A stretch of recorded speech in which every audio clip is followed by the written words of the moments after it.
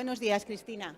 Hola, buenos días. Bueno, desde aquí te queríamos preguntar, dada tu experiencia en la Administración, ¿cómo crees tú que la Administración está abordando el tema de vivienda y el aumento de la población que envejece? Vale, pues muchísimas gracias por hacerme esta pregunta y voy a intentar responder de manera, pues lógicamente muy sintética, pero bueno.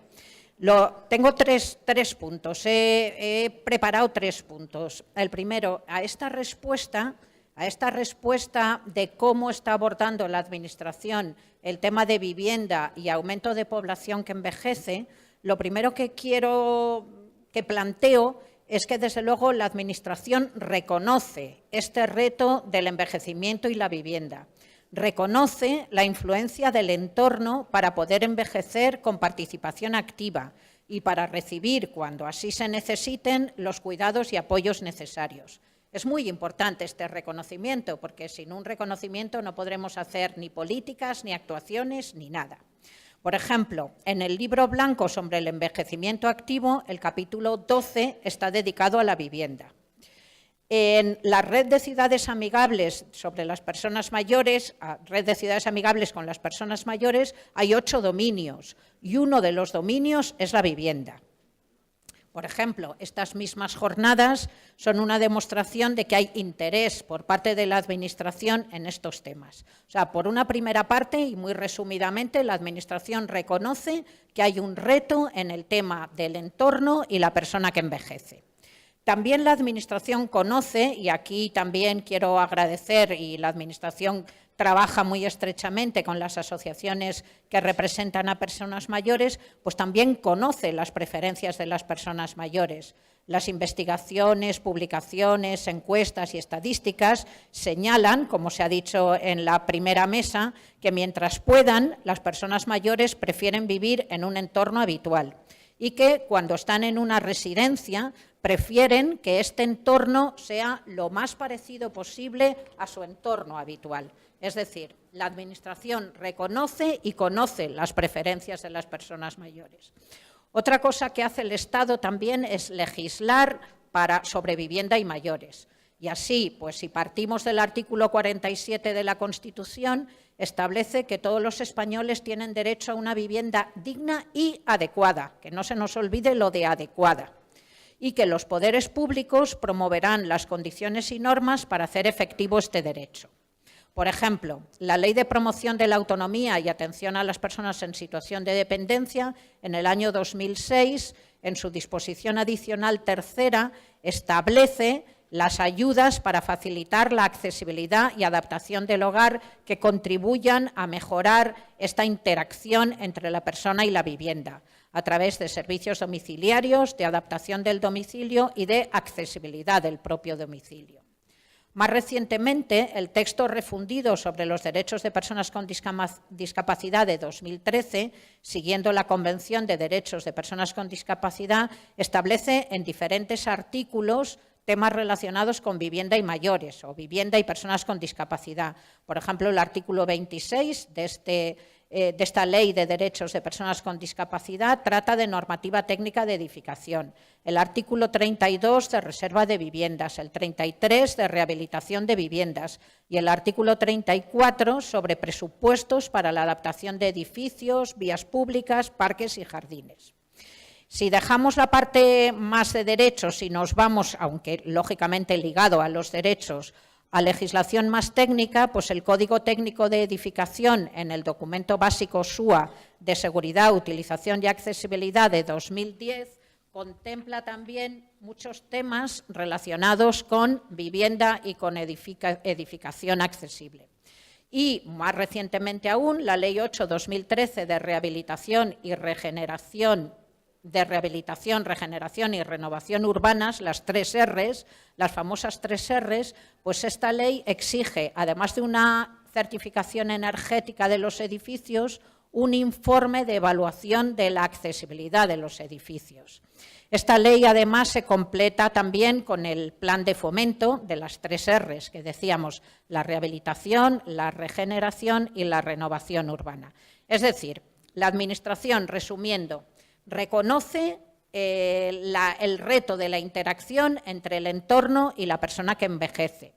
Conoce las preferencias de las personas mayores. Legisla para que la vivienda pueda cumplir una serie de características que se adecúen. Y, en tercer lugar, realiza acciones derivadas de estos derechos y de la importancia de los hogares en este envejecimiento activo. Quizá esta tercera parte es quizá donde más fallamos y donde más tendríamos que hacer cosas. Y para resumir esta parte de qué acciones ya concretas hace la Administración, yo hablaría de las 3 Fs. Por una parte, de la financiación. En todas las comunidades autónomas existen sistemas y facilidades para la adaptación de viviendas, financiaciones. En algunos casos con mejor o peores resultados y con mejor o peor sostenibilidad. Esto daría para hablar mucho tiempo de este tema. Por otra parte, otra F es la formación. Es muy importante que los técnicos que vayan a controlar y a diseñar estos entornos estén mejor preparados. Y aquí también habría muchísimo que seguir hablando porque no está del todo conseguido. Y la tercera F es las facilidades. Pues facilidades, por ejemplo, de desgravación, facilidades de hipotecas inversas, todas estas facilidades que conocemos o desconocemos para que la persona pueda vivir en un entorno familiar durante todo el tiempo que desee y que este entorno facilite y no provoque mayores problemas. Bueno, pues este es un poco el resumen. Yo creo que desde la Administración se conoce el problema, se legisla y se realizan acciones derivadas. Pero, ¿qué pensaría yo que faltaba de todo esto? Pues quizá lo que falta es una acción global sobre viviendas y poblaciones mayores, que marque las prioridades, identifique buenas prácticas y que de verdad sea una referencia. ¿Por qué? Pues porque hay muchas cosas, pero quizá un poco, pues no muy bien unidas y no muy bien coordinadas.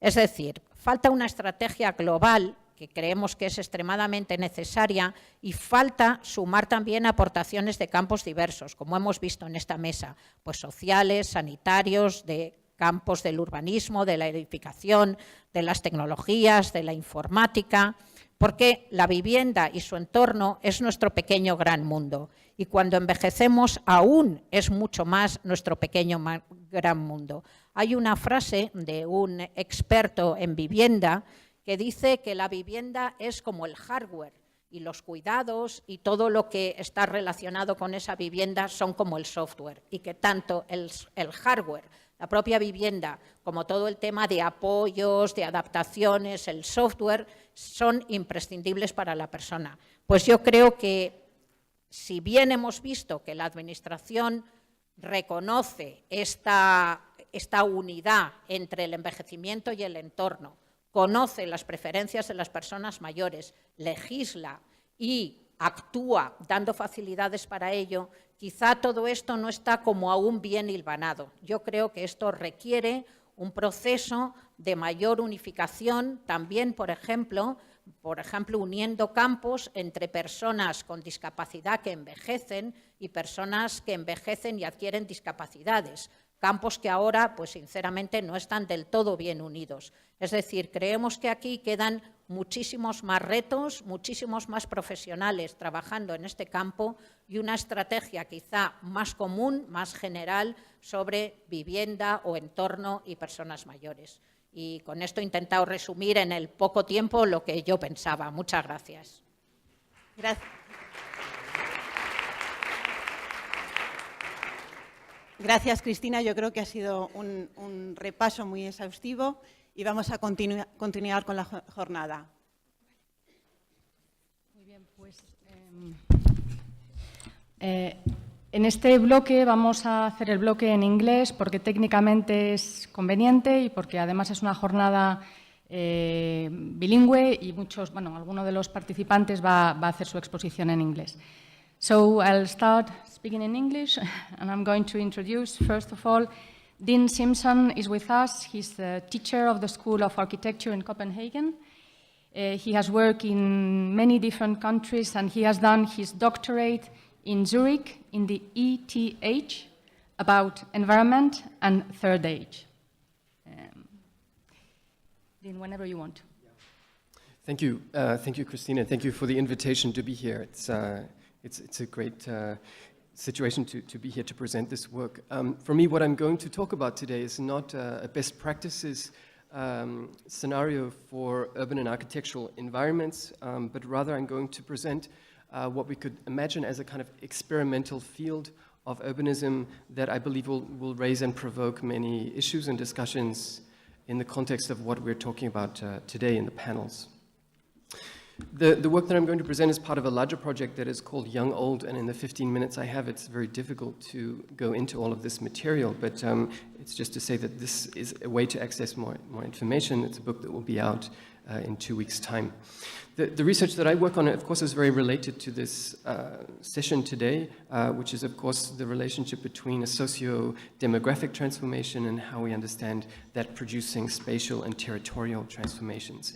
In particular, I'm focusing, of course, on aging, and aging in a differentiated sense, in the sense that I'm very interested in how, for example, the work of Peter Laslett or Bernice Neugarten theorizes a kind of bifurcation in our understanding of our old age, a bifurcation that separates a kind of young old and an old. The notion of a young old that is independent or free of the responsibilities of childhood and adulthood, yet at the same time free of the physical and mental frailties of the later old age. What I find interesting about this is the question of how this translates into a kind of environmental discussion. My interest is the idea that, of course, we normally talk about this question of aging in relation to a number of crises. The crisis, of course, a fiscal crisis based on a crisis of dependency, the notion of many more older people being supported by ever fewer younger people in terms of a kind of state economy debate or discourse. The second, of course, is a discussion in urban circles of a shift based on a crisis of program, the idea of our cities and houses designed for younger populations increasingly being occupied by old. My own interest is, of course, in those crises, but rather in a third crisis that I would call a crisis of precedent.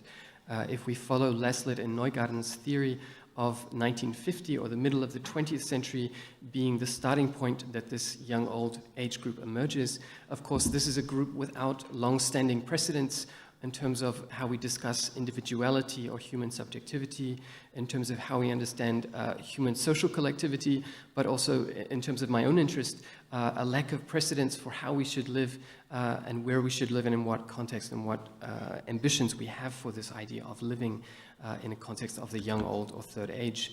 And of course, in discussing this notion of a subject in experimentation, we can understand this notion of a young, old subject in a constant state of body refinement and adaptation. We can understand the idea of experiments in forms of social collectivity beyond the nuclear family, beyond the notion of the workplace as a model of social collectivity. And of course, from my own interest, the notion that what I see is many experiments that try to advance or expand upon many of the known formats of living for the old that we can understand from the left-hand column here, the notion of the multi-generational household, the idea of institutionalized care, or of course, the increasing orthodoxy, a kind of focus on the notion of aging in place. What I'm going to show and talk about briefly is some forms of urbanism and architectural formats that, let's say, expand on this logic in many problematic ways, and we can, of course, talk about that. There are 4 case studies that I look at, 4 contemporary case studies that I'll go into. One that many of you are familiar with, of course, is the Costa del Sol, that is known internationally as the retirement home of Europe. I'm interested very much in how this becomes a destination of international retirement migration, focusing, of course, around the notion of very large-scale urban developments that take place in a very short period of time, that, of course, produce, let's say, a kind of linear, what we could call a kind of post-metropolitan condition in which, of course, the large part of this kind of linear condition is constructed from urbanizations, or excuse my Spanish, but of course these kinds of communities or developments that fill the gaps in a linear format between the kind of historical city fabric and, of course, behind the front line of hotel or resort functions. And of course, many of them take different forms, such as this, that combine, let's say, central functions within these urbanizations, but also, of course, residential areas that, of course, support large numbers of foreign retirees. The red dots you see in this image, if it's readable, represent 20 European Union citizens that are not Spanish. So you can see some sense these are the registered citizens, and of course we know that the non-registered are much larger in number. My interest is how, let's say, this kind of experimentation in terms of large numbers of older people moving to different cultural formats, how this produces entirely new cultural hybrids, how this produces different forms, let's say, of architecture and urbanism. Of course, one notion that we see is a kind of exaggeration of a kind of schizophrenic architecture between the notion of making the exotic but making it at the same time familiar. The idea of, for example, the Irish bar interior and the Pueblo Mediterraneo exterior. The second case study I'll talk about briefly is Haus den Bosch in Japan, which is based on the standard protocols of a Japanese cultural theme park, which of course is the notion of a transported or teleported urbanism, in this case from the Netherlands to a place in Japan, where we see architectural and urban objects that are, let's say, placed into another environment. From my perspective, this is interesting because it operates in many ways as a retirement community. The community you see here in the foreground is attached to this complex and occupied largely by Japanese retirees living in a canal, Dutch-styled canal environment. What I think is particularly interesting about this environment is how the residents use the park on a daily basis as a site of daily use in terms of shopping, in terms of various club activities that take place, hobby clubs, but also that they use the park as a public space that they occupy daily. From my perspective, this operates at the intersection of two mutations. One, of course, is the application of, in the Japanese context, a super-age society, transforming the logic of the theme park from less a focus on roller coasters towards cultural experiences, and at the same time the introduction of the logics of the entertainment and industrial complex to the retirement community as an urban typology. So here we see this notion of understanding the space of the retirement community as an environment for the disposal of leisure time. At the same time, the idea of the cultural park for older users.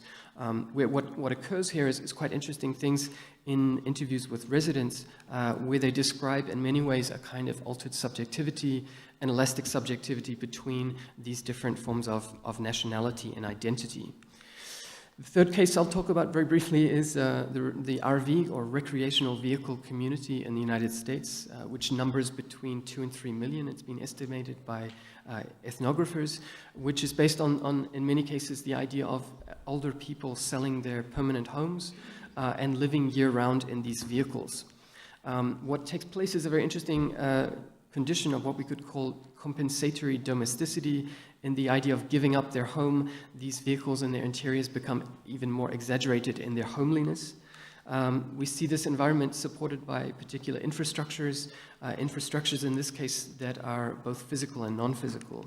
A non-physical infrastructure, that's the use of satellite internet technology, which of course emerged in the last 1 to 2 decades, which in many cases is used as a social staging area for this community with many online clubs. The Good Sam Club, for example, has over 1 million members, and also many other kind of cultures and persuasions represented in this kind of online set of communities where they can operate and let's say, arrange to meet up, where there's a kind of communication between members of these different clubs that you see here. Of course, the physical infrastructure we're more familiar with, which ranges from these kinds of club or let's say resort environments that are the kind of formalized communities, in this case in Palm Springs, to much more informal use of landscape, in this case through the RV community occupying the desert in Arizona, where we see these kinds of urban formations in a place called Quartzsite, where all of these dots that you see at the bottom, sorry, it's very hard for you to see them, but there are many small dots here that represent RVs in the desert that occupy this kind of space of interaction and community. The last example in the case of the RVs is how they actually are squatting large public or semi-public space, in this case Walmart parking lots that are used by RVers on overnight stay, that are occupied as a place to stay. So these kind of infrastructures, when one maps the physical and the non-physical, produce a kind of social coherence that is as dense as this community is sparse or distributed. The fourth and last case study that I'll briefly introduce is called the Villages of Florida, which is the world's largest retirement community. It's located north of Orlando in central Florida. It has approximately 100,000 residents. Just to give you a sense of the scale here, the Villages is on the left, Sun City is to the right of it, followed by Manhattan, and on the right-hand side is the municipality of Copenhagen, which gives you maybe some sense of the scale of the villages. It's constructed out of, the name of course is referring to it being a conglomeration of many villages that operate as gated communities that are connected to a leisure landscape of golf courses and larger downtowns. These are the kind of typical areas that you see, and of course you see here also the gatehouse that we see at the top here. These are images of the downtowns that are in a way designed as the hubs. There are 3 of these downtowns that operate in the villages that function as the kind of major public centers in these environments. So just to give you some sense, these are the 4 case studies. What I argue in this research project is that represents another paradigm, let's say a supplementary or additional paradigm that faces up to, let's say, a kind of differentiated notion of aging, which suggests a shift in various ways. Of course, a shift in ethos from the ethos of care and assistance to one of leisure and entertainment. Of course, importantly, I would argue a shift in scale to understanding the question of age in relation to environment from an architectural scale problem, as we see on the left-hand side, to an urban scale problem, as we see in these examples. What I would argue about this is I would say it represents a kind of split way that we could understand or start to discuss these projects. I would argue that on the one hand it represents a form of escapism, and on the other hand we could talk about a kind of emancipatory project that these represent. If we talk about, let's say, escapism, of course we can say very much that we see these kind of scenarios as the intersection of the kind of emerging and advancing formats of neoliberal urbanism and urban development, intersecting with what we see as a kind of emergent demographic conditions, which represent in many ways a dystopia of segregation, a dystopia of many forms, including, of course, a dystopia of ignoring and let's say, overlooking or ignoring the kind of future in the 4th and final age of life. And of course we see that also in terms of a kind of dystopia of segregation, where we see here the lifestyle segmentation that is actually built in actual form.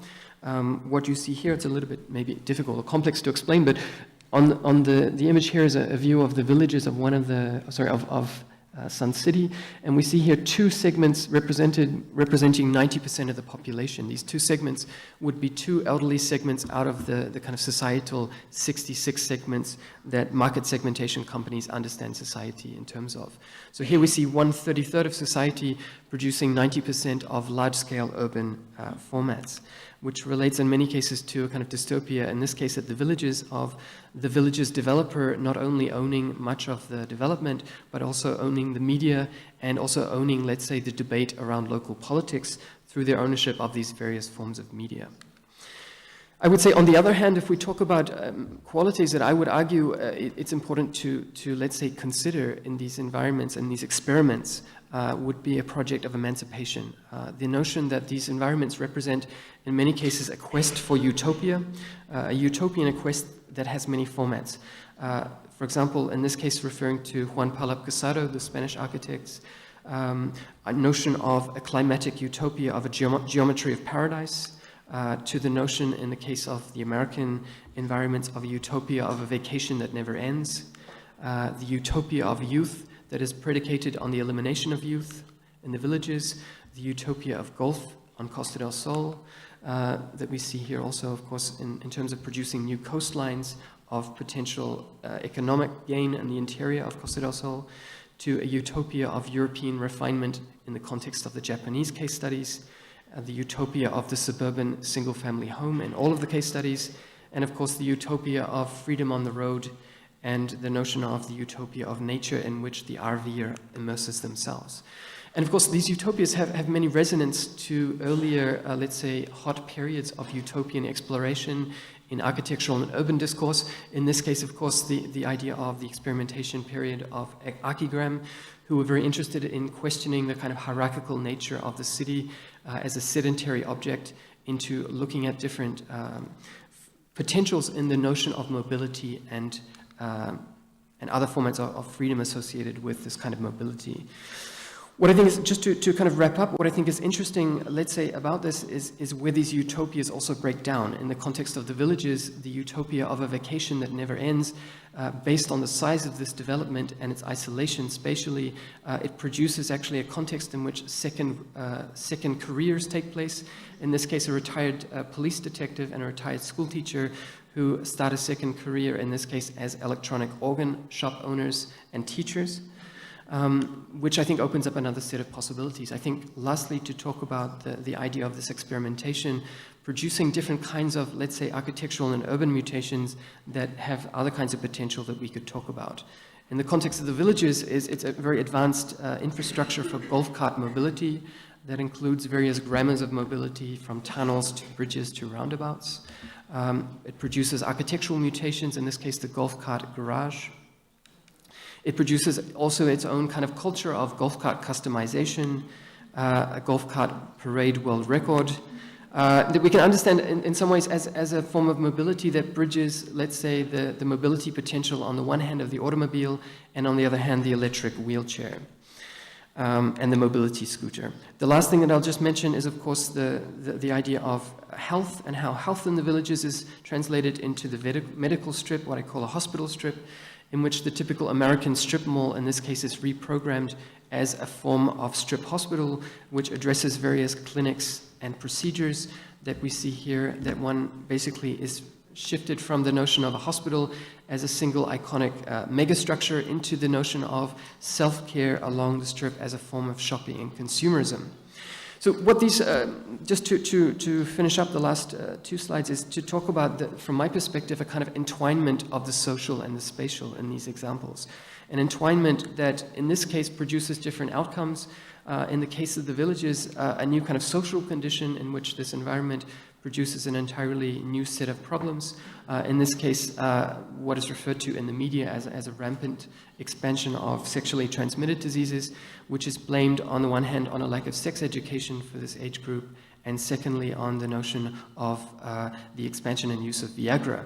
From my perspective, what I think is interesting is not only this kind of discussion of Viagra and sex education, but also the role of urbanism in this environment. The idea of the downtown as a site for social interaction, the idea of the single-family house that is attached with golf cart infrastructure, in which many of the golf cart drivers are drinking and driving, together with other kinds of products such as Big Ox, which is an oxygen product that you get over the counter that gives you very fast hangover cures.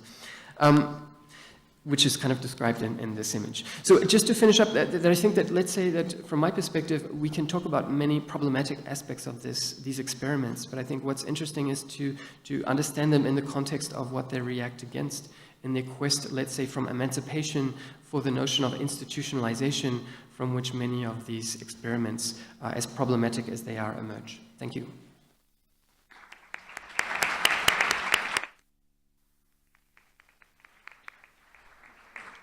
Thank you very much, Deane. Thank you. I would like to excuse the presence here of Camila. Camila Riel was the first person that was going to participate in this blog about universal design and housing.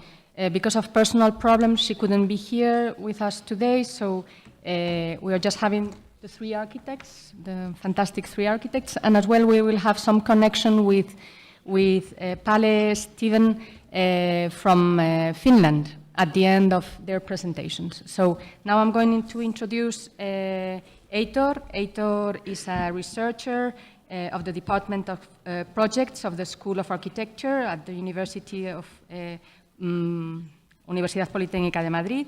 He's doing his thesis, and he's working as well. He's working as a researcher in the SBI, which is linked with the University of Aalborg in Copenhagen. Yeah. Well, First, I would like to thank you, Cristina and the Ceapat. It's so nice to be invited to come back to your country and talk about what you are researching about. That's always a big, big support, which means that we are researching about something that seems to be interesting. So thank you again.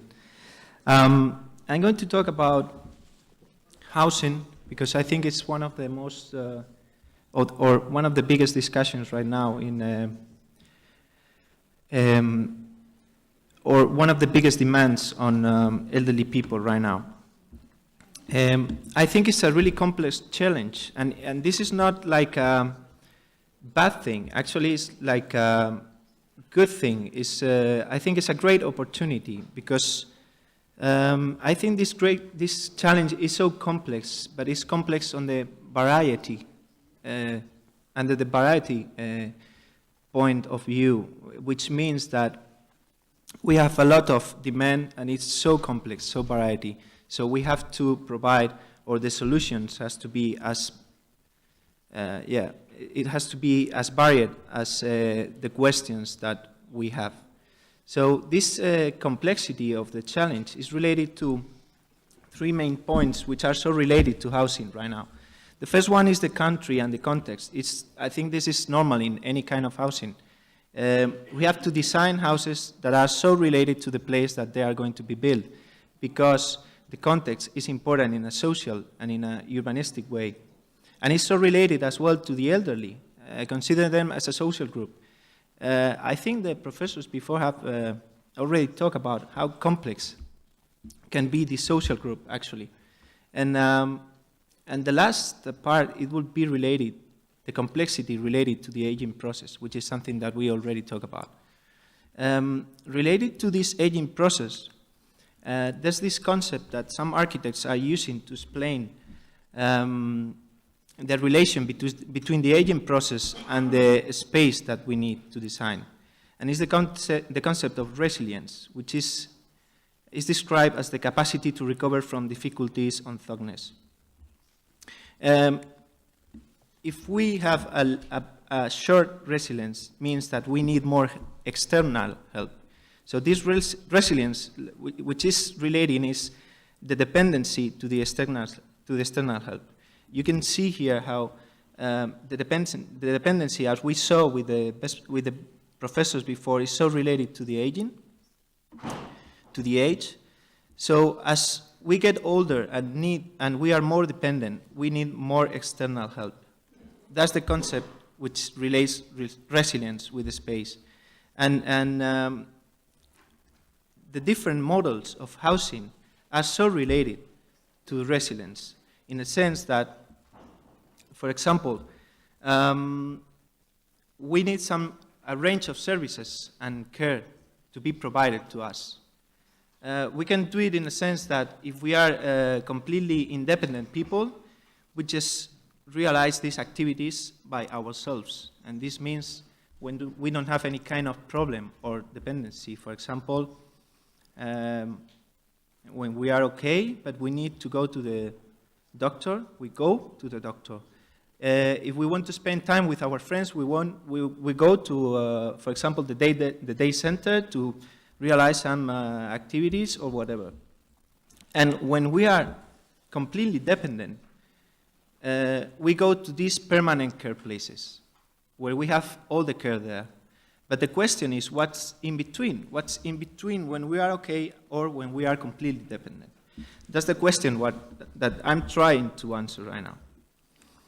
So there are like two big options. The first one is a combination of activities and services, which means that our home can be in a place that we can have some services, but as well we can have our independency to think about what do we want, what do we need, related to how do we feel. And the last option is that we live in our home, and is the services the one that are offered to us? Is the service the one that comes to our place? So the ideal model, it will be the one that starts in the beginning, because we are okay, and lasts in the last stage of our life, which is when we are completely dependent. And it would be nice that our home, it will reach all the levels, from the beginning till the end. So the question right now is that there's no model. There are no models that can allow this kind of development of the aging process related to the housing. What we have is some examples that I call specialized housing. And I call it specialized because I have to distinguish it from the mainstream housing. This is not a normal housing. This is housing specialized in something related to the elderly people. And these kind of models can help us in these three levels of help and services demanded. But finally, at some point, we need a permanent care, and this one has to be done in the institutional models, okay? The big difference between Spain and the Nordic countries, for example, is that these models in the Nordic countries allow you to stay till almost the last time or period of your life, and this one is for the average stay is 1 or 2 years, just it's like the last stage of your life. And these ones allow you to stay in your place because the help and the care is provided by the administration or the state directly in your home. That's the policy and the regulation of the Nordic countries. So, talking about specialized housing, I have separated in 3 different models. The first one is the shelter housing, then housing for the elderly, and then lifetime homes. This is kind of a chronological definition because around the 50s and 60s, the model that started was the shelter housing. We will see an example and I will explain it more. Then is the housing for the elderly, and the last one, the one that is everybody talking about it right now, is the lifetime homes. So shelter housing is specialized in the attention to seniors. It's associated to any kind of dependency. It's not necessarily a completely dependent life, but it started with a semi-dependent life. And they have common facilities, permanent services, and continuous individual assistance. I think this is really important because it focuses on which are the necessities of the elderly people, but when they are already old and they already need help. This is a big difference between this example and the next ones. In this moment, these examples mean that we already need help. So this is one example from the 70s. This is in Copenhagen. You can see in gray the buildings, the apartments. This dark gray, this big spot is a day center and a nursing home. And the thing is, you will see some pictures right now, but these are supposed to be apartments for elderly people. Some of the apartments were for nurses. They were living there with the elderly people, so they were taking care of them in a sense of how much help do they need. And of course, these elderly people could go to the day center to spend the day, or if they get really, really dependent, they were just moving to the nursing home, which is close to where they used to live. This is how it looks like. This is from I said before, from the 70s, and it's this mix of one-level houses, and there are some of them with 2 levels, but all the apartments are in 1 level. These are the common gardens, but one important thing is that many of them has their own garden. This is important in the sense of identity. It's so important that people, even if you need some kind of help, you are not sick and you are not someone that cannot do anything by yourself. So identity and take care of your garden and plant your flowers and take care of them is a really important thing. Here you can see a bit more of the gardens. And I brought this example because I think it's so interesting how it started and how it has developed till now. Because when it started, it was these nurses, and they were taking care of them, so they were living there. Around the 80s, close to the 90s, they realized that it was so expensive to have nursing people there living with them. So, and because the regulation changed in Denmark, and that regulation said that the government has to provide you the health care at your own home, it meant that they didn't need the nurses anymore. So finally, there were elderly people living in these apartments with the help provided by the state, but then the regulation changed again and said that the size of the apartments were too small for elderly people. So this association, what has done is that they realized that they can take, if these are the apartments, the old ones, if they mix and put together together one, and I mean 2 of them, they can make a bigger one, which is really good. But it's so good for the elderly because it's even bigger than the regulation says for the elderly. So they have realized that this is a really good place for families. So what is happening right now is that the families are the ones which are moving to the place where the old people used to live. And I think it's so interesting because that means that I'm so tired of listening and seeing all the examples for the elderly that they are supposed to be really bad and so ugly, so nobody wants to live there. Well, but in this example, even the families want to live there, and I think it's a really interesting thing. The next example is about housing for the elderly. This is when you are not dependent or semi-dependent anyway. You are just old people, like pensionists, so you want to live in a different apartment than yours because the kids have run away or whatever. So they are specializing in to be adapted to your necessities. It's associated with the independent life, and of course they have common facilities and an external individual assistance. I mean, I have to say again that these are examples from Denmark, and the context in Denmark is different from the Spanish one. I insist, it's the government, the one that has to provide you at your home the assistance, and it has to be individualized. It has to be an assistance related to your own necessities. It's not a common assistance. So the example that I brought is all as one. It's 2 big blocks of apartments with a common space, which is the dark gray one, and a big garden in the middle. This is how it looks. It's just apartment for elderly people, and in the common spaces they have this big corridor which connects with the restaurant. They have their own restaurant. They have a common room. They have these patios where they can open the restaurant and spend the night there. They have the reception and so on. So these kind of models are still like a bit heritage of this kind of hotel-like developments, which means that you have the service there, but you are not still the one which is managing all the services.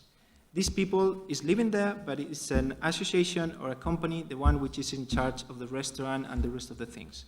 I say this because you will see that the last example is so based on that the people is ruling and managing their own developments. This is how it looks, and I think it's so important to focus how, because of these are your own apartment, you can do whatever you want in your apartment, so you can put your plans, you can change whatever you want in your apartment. That's it so important. This is how it looks like. It's a big corridor with all the apartments, but these kind of models are so nice because they allow to have really different kind of apartments, which means that it can suit different kind of people, which is actually the main thing. It's like, as I said before, it's a complex challenge, and it's a complex as a social group, which means that we are not all equal. We don't want the same. So that's why the apartment has to fit our necessities. The last example is something that is starting to happen here in Spain, and it's quite common in the Nordic countries for almost 30 years, which is these kind of models are based on a participative aging, which means that it's the people, the one which is defining what do they want and how do they want it. And it means that they started when they are not even old. I mean, they are starting to get retired, or they are starting to think about that at some point they are going to need to live in a different place where they are living right now. So they try to anticipate to these aging challenges. The example that I brought is quite new. Maybe some people will know it. It's one example of co-housing, which has become a bit common. But it's a really nice place to visit.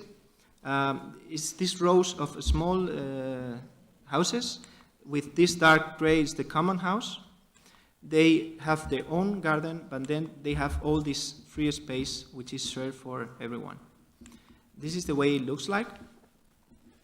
And this means that these people was the one who decide what do they want it, and they were participating in the process from the design till the management. They are the ones that decide what do they want, how do they want it, and they are the ones which cut the grass, cut the trees, and do all the work. So it's not a company managing this kind of developments. This black big house is the one which is the common house that looks like this. So most of this participative process in the design of these models means that they need spaces to do something together. So most of these people are doing many activities like dinner together, they have their own library, they put cinema, and the best thing of this model, and that's why I brought it, is because it's placed in a place so close to the city, which means that the elderly people from the village are coming here to play cards with them, to see the movies, etc. Which means that these people has finally contributed to create a common and social network with the people of the village, and that's so important as well. This is how do they look like. This is the entrance. This is the backyard. All of them have a garden. And this is interesting as well because the architects work with a concept that was that in the beginning they designed like a basic unit for living, which is a living room, kitchen, a room, and a bathroom. But then to make sure that they could fit it to the different necessities of the different people which was to live there, they designed this like this system that you can put different spaces and attach them to the basic unit, and these things can be like another room, like 2 rooms, like another bathroom, whatever you want. So this makes like a big mix of different solutions which look like this. This is the one which didn't add any kind of new thing. These ones decide to add like this glass garden. This one decide just to add 1 room, or these ones decide to add 2 rooms and a bathroom. So there's a big mix of things, which of course means that in the interior space has a relation. So this one, for example, is the one which is the basic one. So you can see at the end, this is the room, this is the living room, and on the other side is the kitchen. This is the basic unit. But for example, this one has decided that they wanted more space, so the last room is not the bedroom, it's just another room, like for the people to do still their business and so on. This is another example of how do they work. So, which are the characteristics of this housing for aging? I mean, I think that we already have talked about it a bit, but I think one of the biggest one is to promote the independence. This is something that is related to, this is an alternative solution to a nursing home. So we have really to promote the independence of the people, and the private living, the home, has to be one of the biggest or the most important parts of the designing process. Related to this is the identity. We create our own identity in our home, and if we move to another place and we cannot bring all our things, means that we are losing part of our identity. And in the same context, it's so important that you can transform some way the space that you are going to live in and make it yours. And for example, if in the entrance of your home you can put some of your pictures or your plants or whatever you want, it really helps to identify your own home. And this is helping so much in people which has this kind of cognitive illness, especially with dementia or Alzheimer, because it really helped them to identify their own home. And of course, because we know that the aging process is really complex and it's a big variation, we have to design for the change. We have to think that the necessities of the user are going to be changing all over the time. So the design has to adapt to the changes of the person. It's not the person that has to adapt to the changes or to the designing of the space? Is the space the one that has to change and adapt to the necessities of the person? Another thing that we talk about is the empowerment of the elderly people. I mean, this is something that I think is no discussion about this. It's, now you have to decide what do you want and how do you want it. And of course we have to listen to you. And the best thing to do this is through the common facilities. It's like now you have to think about what do you want and how are you going to manage and rule this kind of common facilities. And of course, based on a participative process. You can talk, but as well you have to talk. It's like we want to know what do you want, and you have to share all the activities, or at least you have to have the possibility of join the activities and share your activities if you want to. That's the big question. And the last one, it will be the integration in the social context. I think we have talked about it, and one of the questions was related to this subject. I think that we cannot create this kind of elderly ghettos. It's a big, I think it would be really bad if we do that in a conscious way. I mean that if you want to live like that, I mean, Deane has shown us some kind of examples of this. If you want to live like that, it's okay. But from the designing point of view, I think we have to keep people integrated in society in a way that they still have so much to do and so much to contribute with. And I will go so fast, I don't know if I have time, but it's just because many people ask me, what happens then when, you know, then, oh, you are completely dependent. What happened to you in the northern countries? Well, the big thing is that in the northern countries, because the state is the one which provides you a specific care at your home, they go till the end, which means that if finally they cannot provide you with the care, they move you to an institutional model. I will show you how do they look like, because they are far away from how they look like here in Spain. But the idea is that you stay in your home till the end, and if they have to move you, you are the one who has to decide if you want to go or not. You have the last word. They are not going to move you if you don't want to. That's the big thing. And if they move you to this kind of models, which are, they have renewed to a new, like, home-like environment. This is important because they don't look like the nursing home anymore.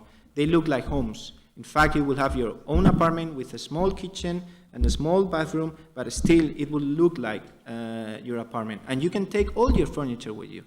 That's really important. I mean, you are just moving to another place. Even if you are in a really bad situation, you will have your stuff with you because you're not moving to the hospital. You are moving to these kind of models that look like and are your apartment. So this means that the average stays there in the Nordic countries in these places is around 1 or 2 years. So it's for people which is like in the last period of their life. How do they look like? Well, they can look like this. I mean, we talked about it before. It's like they don't have to look like a nursing home. They don't have to look like a hospital. They can still look like homes because they are homes. This example is in Sweden, and as you can see, it's around 3 patios. And what they created, this is the called group, what we call the group homes. And it's like a cluster apartments around one free space, a common space, which normally has a kitchen, so they can share activities like preparing dinner, preparing lunch, or whatever. These spaces are so related to the garden and to the apartments. The gray color are the apartments. So it's like from this common space, you have a great relation with the exterior and the garden, and at the same time, all the apartments are related to that space. This is the model that is so used for people with dementia and things like that, because it helps really much to control them. Not control them, but it helps really much to the people that is working with them. And it helps the people with dementia because they have like a reference all the time from where they are, and they can identify the place, the kitchen, and the garden. So I think that's all. Yeah. Thank you so much, Heitor.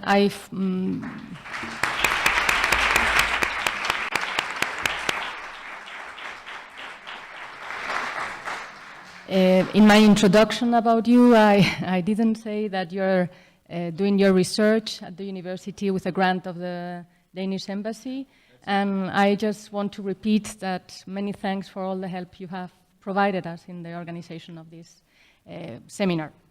Okay, we're going now to introduce Agatángelo Soler. He's a researcher of the Department of Projects as well, of the School of Architecture at the Universidad Politécnica de Madrid, and his thesis is about flexible housing. Agatángelo is going to speak in Spanish, which I think will be very welcome here in the room. Okay, thank you, Agatángelo.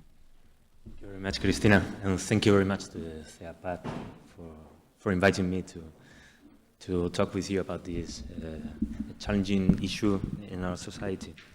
Voy a hablar en español, cosa que agradezco mucho y espero que sea bueno también para ustedes. Voy a hablar sobre viviendas flexibles y cómo pueden adaptarse a mejorar lo que consideramos la vivienda para mayores. La flexibilidad es la capacidad de una vivienda de adaptarse a diferentes necesidades y hábitos de vida. Estos diferentes hábitos o necesidades o caprichos, ¿por qué no?, pueden ser de tipo personal, pueden ser de tipo cultural o también profesional. Nuestras casas están sujetas a cambio, de la misma manera que nuestra vida y nuestra familia están sujetas al cambio. ¿Por qué es interesante estudiar una vivienda flexible y por qué resulta un aspecto novedoso, diferente a las viviendas convencionales que tenemos?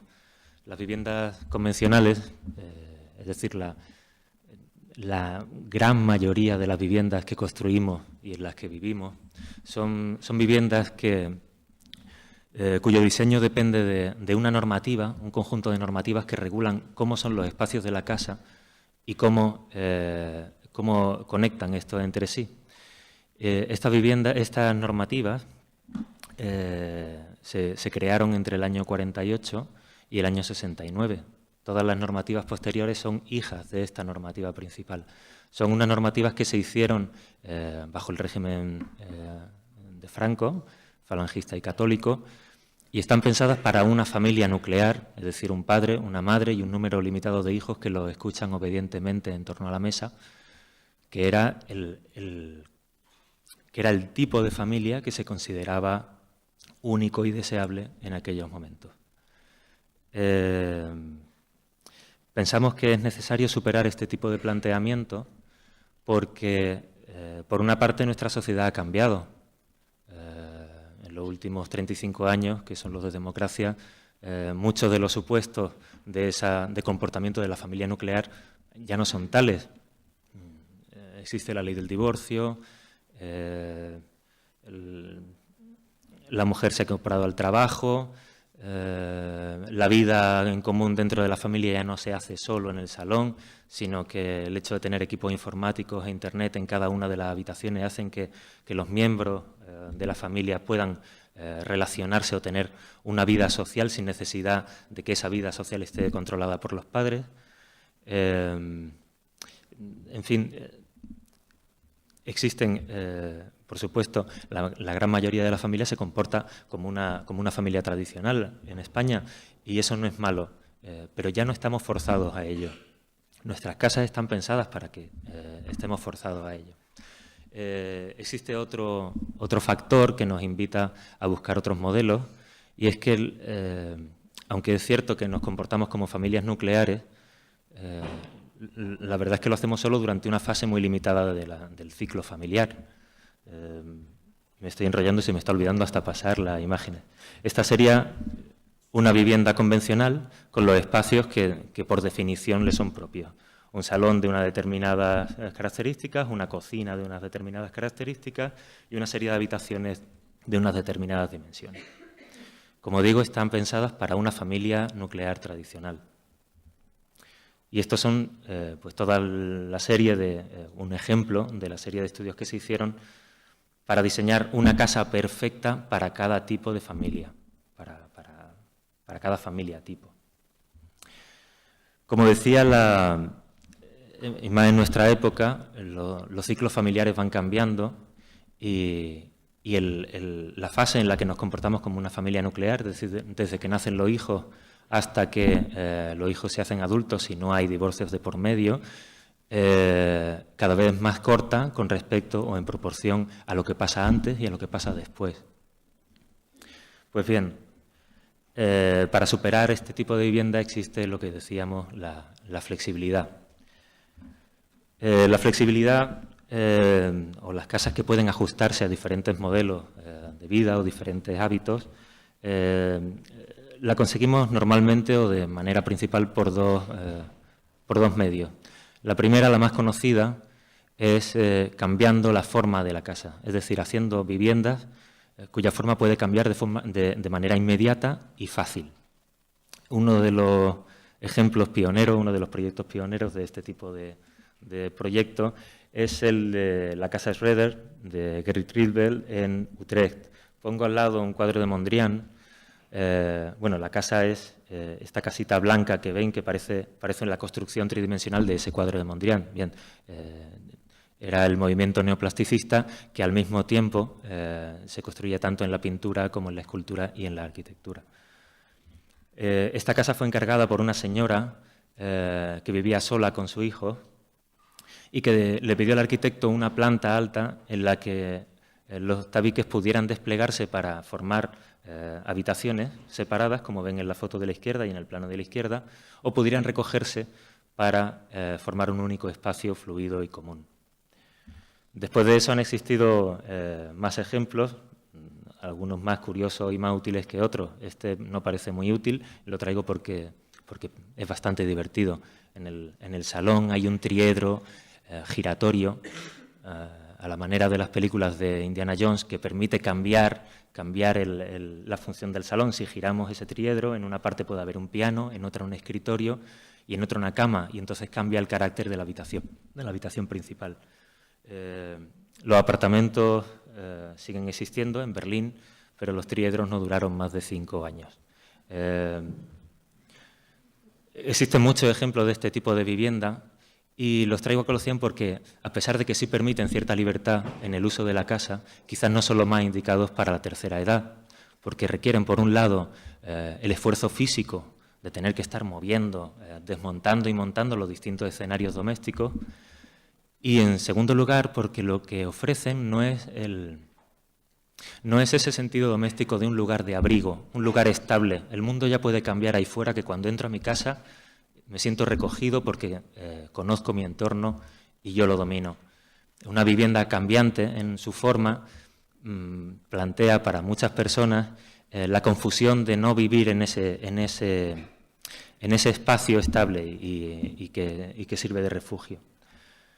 Una vecina de la Casa de las Flores, a la que tuve la oportunidad de entrevistar hace poco, me dijo literalmente que esas viviendas en las que el salón se puede convertir en un dormitorio y corre un tabique y luego no sé qué, le parecían espeluznantes. Traigo un ejemplo también de este tipo de vivienda que es de aquí de Madrid y es muy interesante.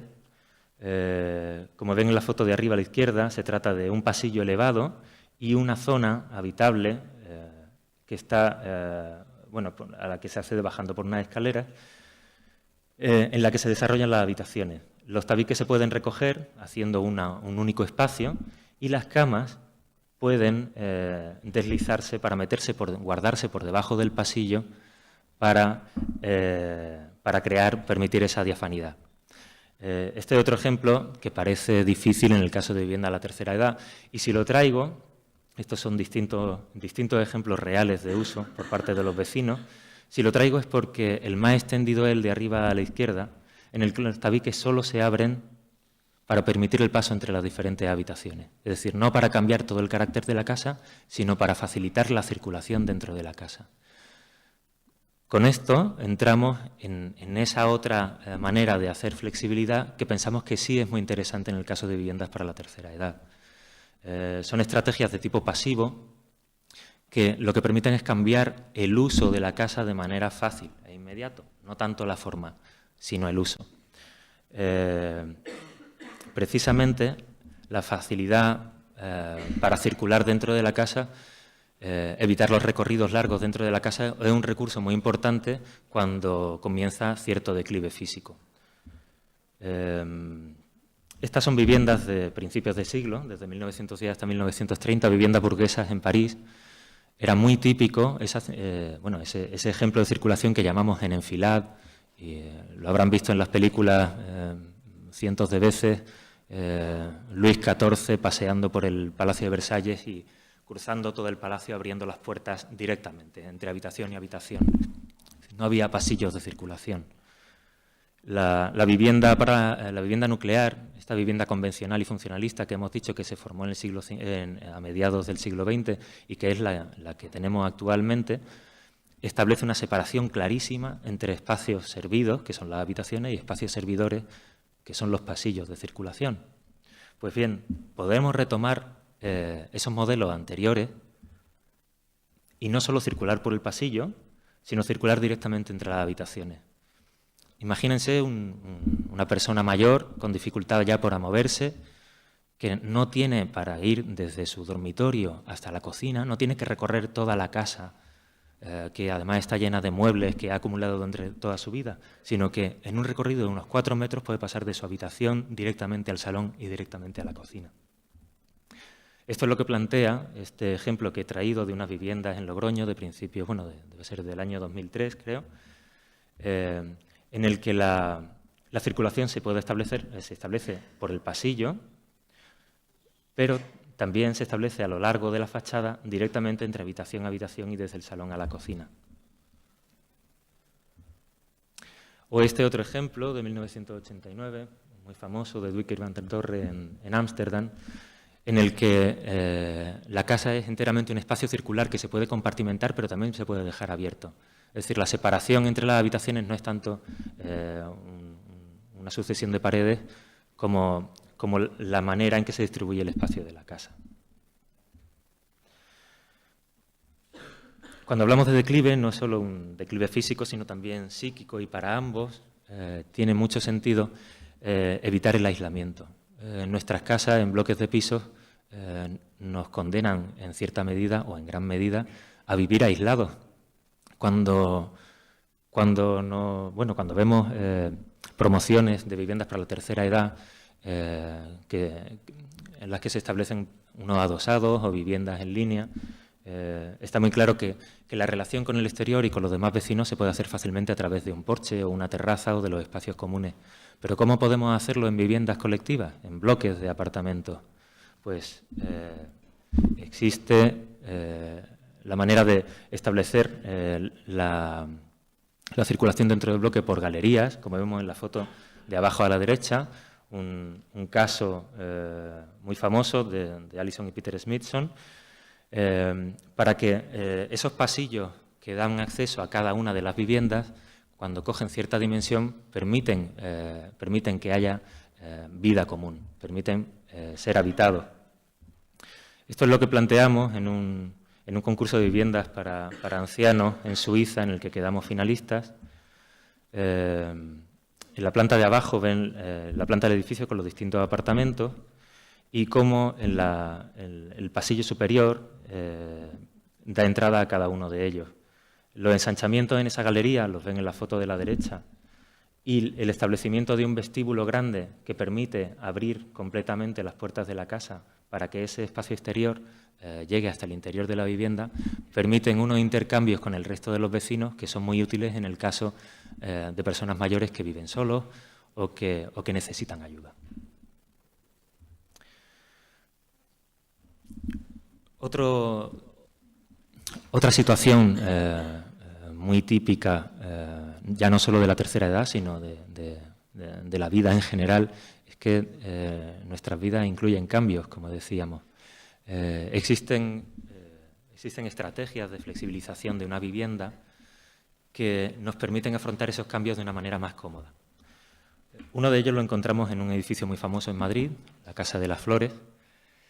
La Casa de las Flores tiene estos son los distintos tipos de vivienda polivalente, tiene la estupenda característica de que están formados por cuartos polivalentes. Decimos que son polivalentes porque casi todos los ven en... ¿Cómo le doy aquí? No sé cuál es el botón. ¿Con el ratón se puede? Sí, ven el puntero. Muy bien. Este sería una vivienda y esta es una serie de cuartos que dan todos a la fachada y que tienen unas dimensiones similares, un modelo de acceso similar, todo ello independiente a través de un pasillo y, sobre todo, no tienen ningún elemento que funcionalice la habitación, es decir, que predetermine cuál va a ser el uso de esa habitación. Por ejemplo, no tienen armarios empotrados y no tienen baños propios, lo cual los convertiría directamente en dormitorios y haría muy difícil su uso, pues como salones, por ejemplo.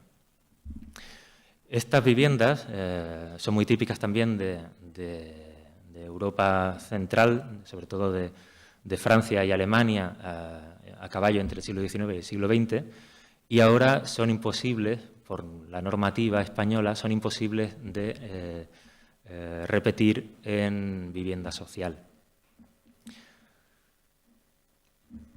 Uno de los estudios que hemos hecho en este edificio, en la Casa de las Flores, muestra cómo este tipo de vivienda polivalente permite la evolución de la familia a la vez que evoluciona la casa. Este es el caso, este que traigo, es el caso de una vecina que tiene 79 años y que llegó al edificio con 5 años. Esta es la planta original, como ven. En amarillo he puesto los espacios que se dedican a salón o a cuarto de estar, en azul los dormitorios. Empezaron viviendo ella con sus padres y una mujer que era de servicio. Cuando el padre se quedó solo, cambió el salón, lo puso en la última habitación y puso su dormitorio más cerca de la puerta de entrada para facilitar los recorridos. Luego se quedaron 2 nietos a vivir en la casa y cuando los nietos se casaron y buscaron otra casa, volvió la niña que había vivido en esa casa, volvió con su marido, cambiaron de nuevo el dormitorio de lugar y además establecieron una habitación como despacho profesional del marido, que era abogado. Una vez que el marido muere, ella, que ahora tiene 79 años, decide tirar uno de los tabiques y hacer un salón grande y hacer una vivienda que es más convencional. Bien, pues el éxito de la vivienda en este edificio es que permite todos esos cambios de una manera muy natural, muy sencilla. Los cambios son familiares, pero también pueden ser culturales y económicos. Otro modelo doméstico que era muy normal durante el siglo XIX era este que traigo aquí, es la planta de un bloque de viviendas, tiene una vivienda a la izquierda, una vivienda a la derecha, esta sería la escalera común del bloque, y hay un cuarto intermedio que puede incorporarse a la vivienda de la izquierda, o bien puede incorporarse a la vivienda de la derecha, o bien, como tiene una puerta directamente que da al rellano de la escalera, puede alquilarse por separado. Una vivienda de este tipo permite afrontar cambios que últimamente son tan cotidianos como el hecho de que una persona se jubila, su jubilación o la pensión que recibe le plantea algunos problemas para llegar a fin de mes. Bien, pues una casa de este tipo permite poder alquilar una habitación y que el uso de esa habitación no entorpezca o no se superponga al uso del resto de la casa.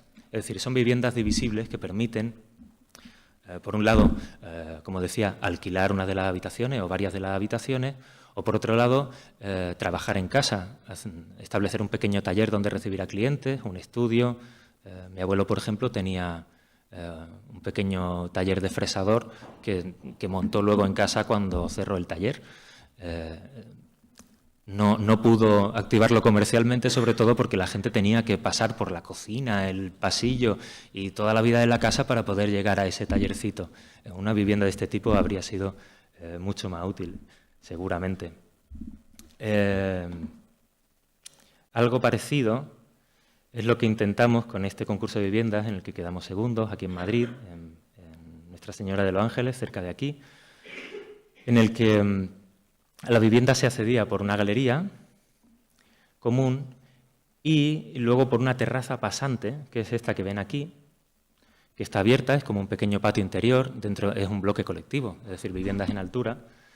Y esta terraza pasante divide la casa entre un núcleo doméstico de salón con dormitorios y baño y una habitación que podía separarse. Pensábamos precisamente en los ciclos de cambio en la familia, en cómo a lo mejor una familia puede recibir a uno de los padres que se queda viudo y viene a vivir con los hijos. O como al contrario, un hijo que se queda en paro o que se divorcia y no tiene dinero para buscar otra casa, puede volver a casa de los padres y hacerlo de una manera que no le haga sentir continuamente en casa ajena, sino que tenga un espacio propio. Por último voy a poner este ejemplo, que es en Nantes, en Francia. Es un ejemplo muy interesante, he salido también de un concurso de vivienda social que reúne todas estas características que les estaba contando. En primer lugar, son unas bandas de viviendas adosadas, como ven en la foto, con jardines intermedios. Las viviendas están formadas por una serie de habitaciones polivalentes, todas ellas del mismo tamaño, 16 metros cuadrados, y que por tanto pueden adquirir cualquier función. Puede ser un dormitorio, puede ser un salón, etcétera. Tienen ese espacio verde que pueden apropiarse los vecinos y cada uno cultivar el trozo, cultivar o pavimentar o hacer lo que quieran con él, pero que sirve sobre todo, sirve de relación con los demás vecinos y permite evitar el aislamiento.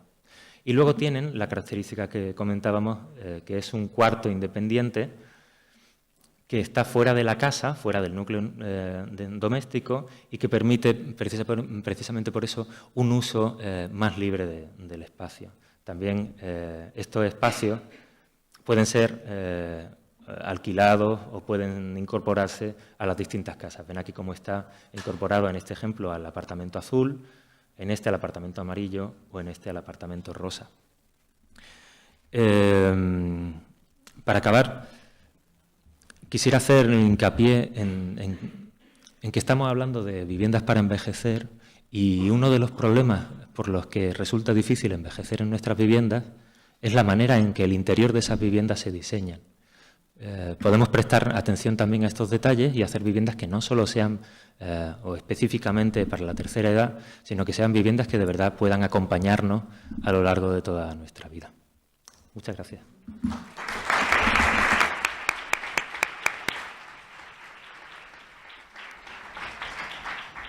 Thank you very much, Agatángelo. I think we have had, with these three presentations, three different perspectives on the same topic of the seminar. One with Deane talking about urbanism and third age, another one with Heitor talking about models, groups of housing, and the third one with you, Agatángelo, talking about the housing itself. We will have a debate afterwards, but now we're going to try to connect with Palle Stevn. Palle, he represents, he's Danish, but he represents a Finnish company settled in Finland, dealing with welfare technologies. Those technologies allow people to stay a few more years at home. They are working in different countries among the Nordic countries and other countries in Europe. So that's why we thought that he could give us a wide perspective of implementation on welfare technologies in different countries. So do we have Palle with us, Fernando? Yes? Hello, Palle, good morning, and thank you to be with us, for being with us today and sharing this moment. I made a small introduction if you want to say something else or if you go straight forward to what you were planning to say. Palle? No. Palle, can you hear me?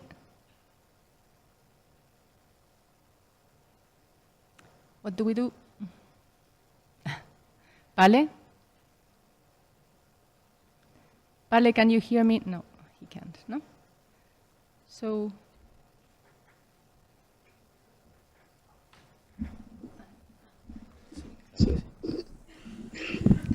Palle? Yes, yes, okay. I've been talking about you without you knowing. I hope you talk some nice things. Okay, what I said, I'm going to repeat that. I was talking with a micro that you couldn't hear, so I just said that you represent a Finnish company with a lot of experience in welfare technologies in different countries of Nordic countries and European countries, and we thought it could be interesting for us to know what is your perspective on this kind of technologies that allow people to stay a few more years in their own homes.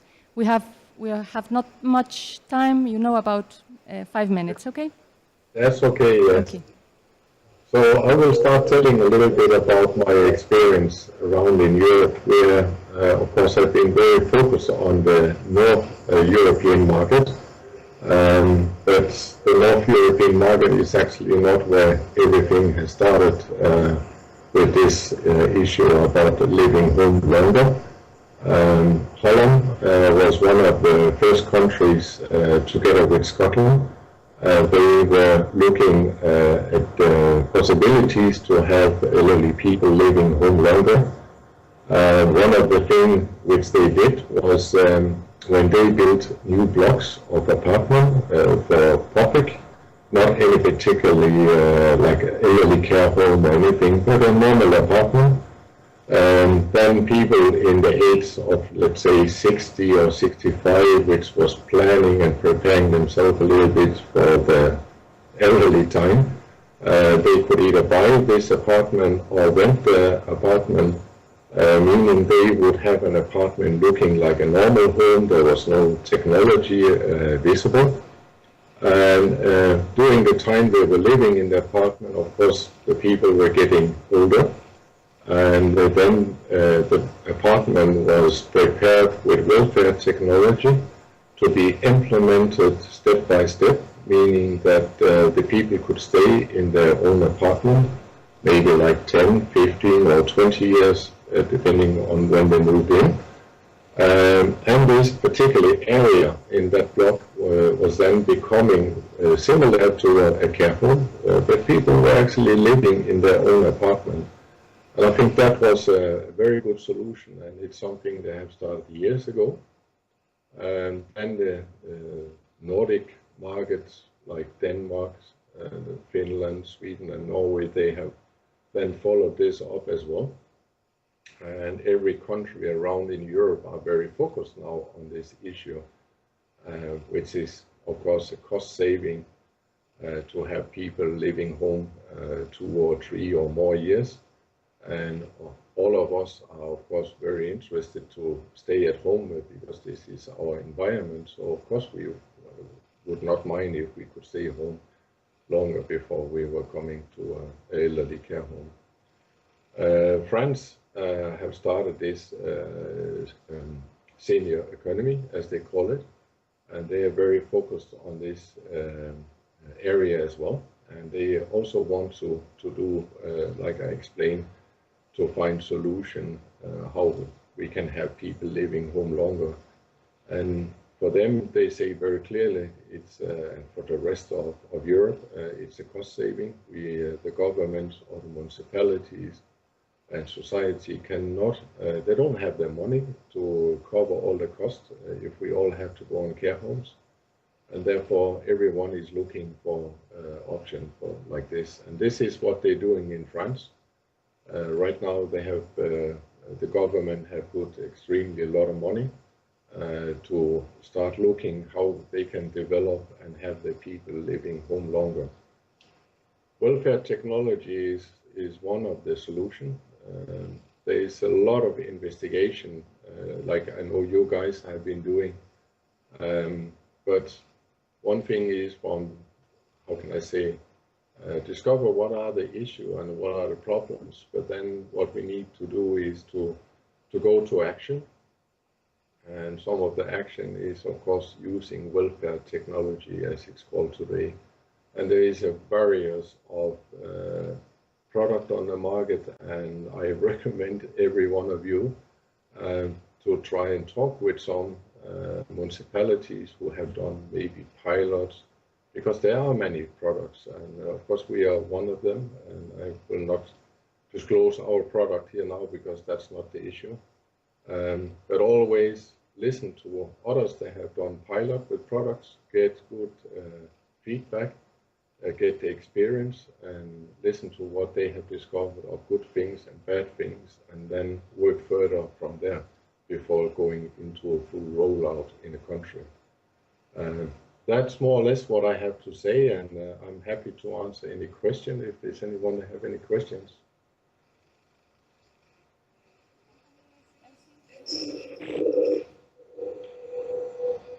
Palle? Yes? The name of the company is, I wasn't sure. Is it Elsie, the company you represent? Yes, my company, our company is called LC Technologies, and we are located with our head office in Finland, Helsinki. Okay. Well, Palle, you're going to stay with us for the debate, are you? Yes, I will stay here. Unfortunately, I can't stay too long because I'm a very busy man, as you know. Okay. I will stay as long as I can, and maybe in a half an hour or something like that. It will be just 20 minutes. We have 20 minutes. So okay.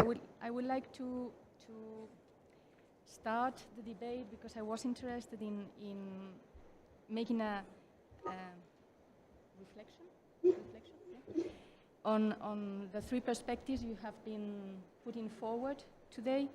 You have told us what is it happening now concerning urbanism, concerning groups of houses, and concerning houses itself. But I would like to ask the three of you, how do you see the future? What is it going to happen in the future? So, Heitor. Yeah. Okay. Well, I think that the first thing it will be that we have to have the right to choose, in the sense that right now in Spain we cannot choose. So I think that the first thing will be that if you want to live like in a caravan, like in the United States, it will be okay. But if you want to live in a house which is adapted to your necessities, it should be a right here in Spain. That's like, in my opinion, like the main thing with housing, the right to choose, which means that we have to provide these kind of models. And it's something that Aga told about. It's like actually the regulation here in Spain doesn't allow us to make different houses more adapted to the necessities of the people, like elderly people or any other kind of people. So I think that it would be nice to make this specific or specialized housing that I was talking about. It would be nice to make them or to normalize them so they will be part of the mainstream housing models. I think that would be really good, actually.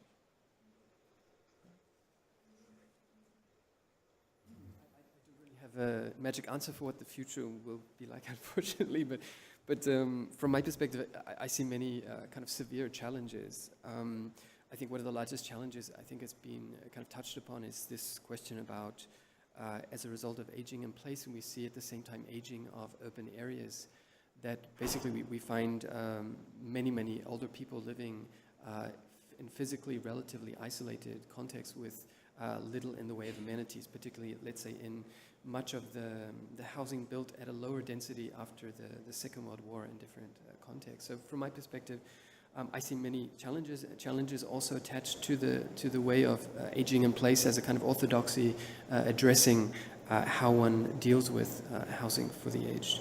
I think Heitor's point, I would very much agree with this notion of choice, but also the idea of diversity of offers and possibilities. But this also, I think, is extremely challenging in the context, let's say, of a kind of national fiscal discussions around aging populations. So for me, I think that the future should also deal with how to allow for potentials that are dealing with, that are addressing not only, let's say, the middle socioeconomic groups, but also those with little resources and little support. And I think that's one of the greatest challenges that is not clear how to answer at this point. Yeah.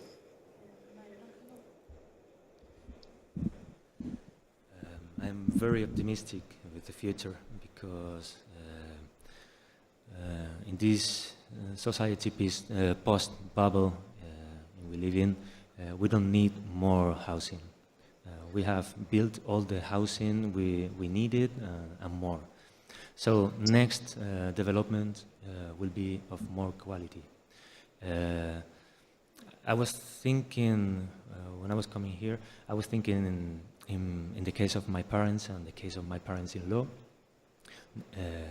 They both live in their apartment blocks. They bought their apartments when they were in their 30s, when the children were little, and all the neighbors did the same. They have age all at the same time, and now all the in the two examples, both of the apartment blocks are housing for the elderly, because all the proprietaries, all the owners are elder people. So what is the difference between their housing and a specialized housing? I think the most important is in the way the common spaces and their apartments interior are designed. If they don't felt isolated inside their apartments, they could discover that they live in a community with people very, very similar to them and easily adapted to their necessities. So I think this is going to be easier in the years that are to come. I think we can open now the questions, comments that you want to do from the... I will translate, traduciré las preguntas para ellos en inglés. Si hay alguien que quiera hacer una pregunta, levanten la mano, por favor, y pasamos el micrófono.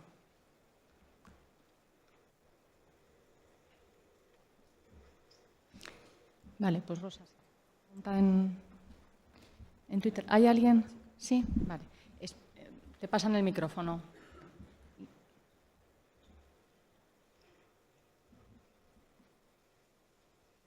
¿Hacer la pregunta en inglés? Mejor, pero si no te la traduzco.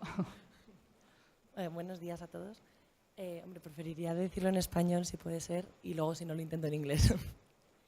Más que una pregunta era una intervención, puesto que, bueno, yo soy arquitecta y gané el último concurso de la Fundación Conecta sobre accesibilidad, en el que estaba Cristina Rodríguez Porrero, directora de Ceapat, en el jurado. Entonces, nosotros tratamos este tema directamente de viviendas para mayores, ¿no? Para personas mayores, y pensamos en lo que había dicho Heitor al principio, ¿no? En por qué lo más importante es tener independencia y que los últimos momentos sea cuando realmente eres ya dependiente y necesitas de otras personas, pero que tu propia vivienda pueda responder, ¿no? a todas esas pequeñas cosas que son diarias y que, que son muy sencillas para tener una vida independiente y autónoma. También nos planteamos una vivienda que fuese flexible y que evolucionase con nosotros, ¿no? Según nosotros vayamos creciendo o vayamos avanzando en la vida, la vivienda pudiese adaptarse a nosotros con pequeñas soluciones accesibles de tipo poder iluminar paredes con color naranja para la pérdida de visibilidad, o poder poner raíles en el techo para los cables y no tropezarnos, o poder llevar nuestra bombona de oxígeno sin tener que portarla y tropezarnos, ¿no? Poder llevarla con una especie de barandilla a 2 metros. Son pequeñas soluciones que no son de mucho coste, pero que harían de nuestra vida muchísimo más cómoda.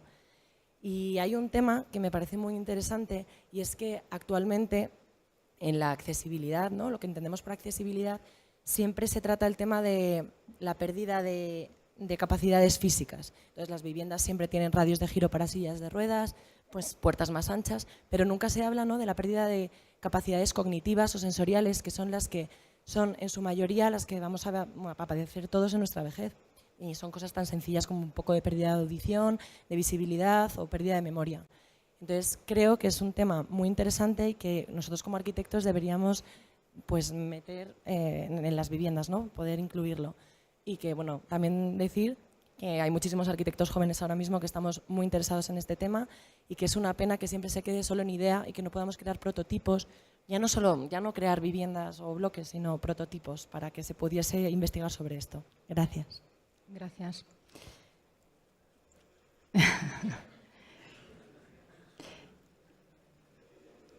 Rosa, preguntas de momento no, seguro que luego se anima.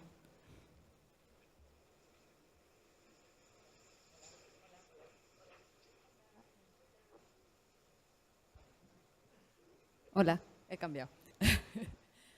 Bueno, hemos tenido algunas intervenciones a través de las redes. Ya que no se anima nadie aquí, pues tenemos varias preguntas. Una es ¿por qué no se forma en capacidades y necesidades humanas en lo que son las escuelas de arquitectura? Otra que nos ha parecido interesante es si existían investigaciones científicas sobre las ventajas de las distintas tipologías de las viviendas de personas mayores y si hay algún tipo de indicador que realmente sea medible. Y otra que tenemos aquí destacada sería cómo podemos saber lo que desean las personas mayores, cómo hacen llegar sus necesidades a esos colectivos de diseñadores. Pues para el que quiera. Bueno, yo puedo responder un poco quizás a la primera y a la última. Yo creo que en cierto modo sí se forma en las escuelas, lo que ocurre es que no se forma en este campo tan específico. Precisamente porque es muy específico y digamos que la educación es bastante general cuando estás en la escuela. Tenemos cierta tendencia a especializarnos una vez que estamos ejerciendo la profesión y eso es lo que creo que está empezando a pasar ahora. Esto ya es un debate que está en la profesión. Como tú muy bien decías, ya hay arquitectos jóvenes pendientes de esto. Yo estoy sorprendido de que haya tantos hoy, por ejemplo. Nunca había visto tantos jóvenes arquitectos venir a estas jornadas. Con lo cual creo que se empieza a tratar y empieza a ser un problema social que se está transmitiendo a la profesión. Entonces lo que creo es que es un proceso largo en el que España está bastante a la cola en este sentido, pero creo que se está empezando. Mi respuesta es lo más positiva que pueda ser.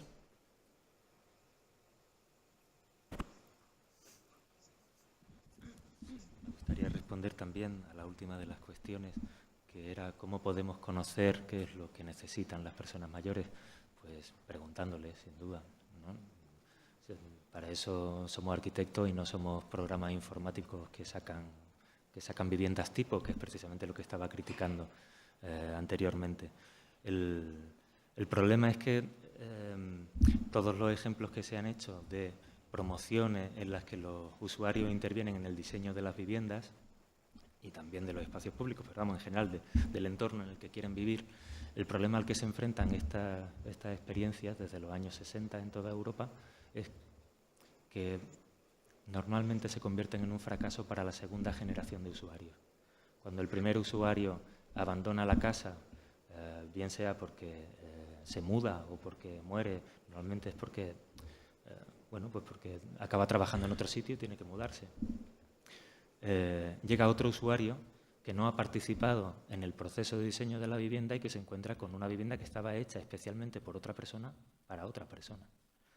En ese sentido, es importante que los arquitectos no solo escuchemos a nuestros clientes, sino que hagamos estudios, no para sacar modelos medianos ni tipos de vivienda infalibles, sino para aprender cuáles son las corrientes de uso de las viviendas, qué es lo que la gente espera de ellas, cómo pueden cambiar de un usuario a otro, de un habitante a otro.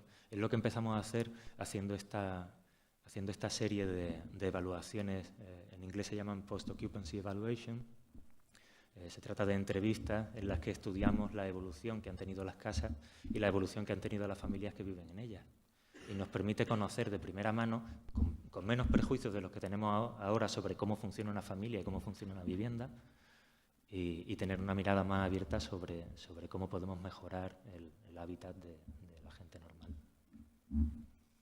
Nieves, hay una pregunta, hay un señor ahí detrás de las cámaras. Ah, y aquí otra. ¿Puede levantar la mano?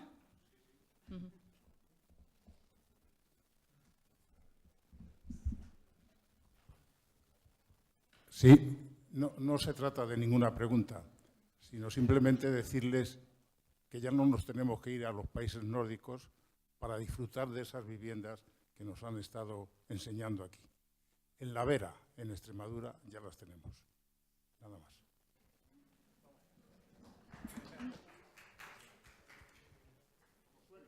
Sí, hay iniciativas, están empezando iniciativas, sí. No, existen, sí. Es un mal... sí. Use el micrófono, por favor, porque si no, no sale. Nuestro problema en nuestro país no es construir la vivienda. Creo que tenemos profesionales muy dotados y especializados para hacerlo. El problema es la cultura de la población mayor. Nada más. ¿En qué sentido la cultura de la población? Mi casa. Y convertir la nueva vivienda en su casa le cuesta Dios y ayuda al mayor y a la familia. Ese es el problema, nada más. Muy bien, muchas gracias. Nieves, hay una pregunta de Miguel Ángel. ¿Hay más? Aquí. Bueno, espera, Miguel Ángel, ¿vale? Vamos por... Bueno. Sí. En fin, estoy entusiasmada de ver a todas las personas, todos los señores que han actuado. Pero yo quería decirle que hace 50 años nosotros concebimos y estamos viendo que lo que se está hablando aquí lo hicimos hace 25. En Málaga se creó una asociación, una cooperativa, con un grupo de amigos que queríamos autogestionarnos nuestro futuro. Este grupo de amigos empezamos una cooperativa, compramos una finca, nos construimos nuestro residencial y llevamos 14 años viviendo allí. Todo lo que aquí se ha dicho pretendemos y estamos pretendiendo hacerlo. Hasta lo último que han manifestado, el cambio de hogar. En el apartamento permitimos que en el interior la persona que viene nueva modifique aquello que quiera. 14 años viviendo en régimen de cooperativa en Andalucía, en Málaga. Esto se inició en España y ha dado lugar a otros proyectos que se están realizando aquí, en Madrid, en Santander, en Ávila, en Málaga. Fuimos pioneros no solo en España, esto se extendió a todos los países, inclusive de un modelo internacional. Muchas gracias. Muchas gracias a usted. Santa Clara se llama el residencial, Santa Clara.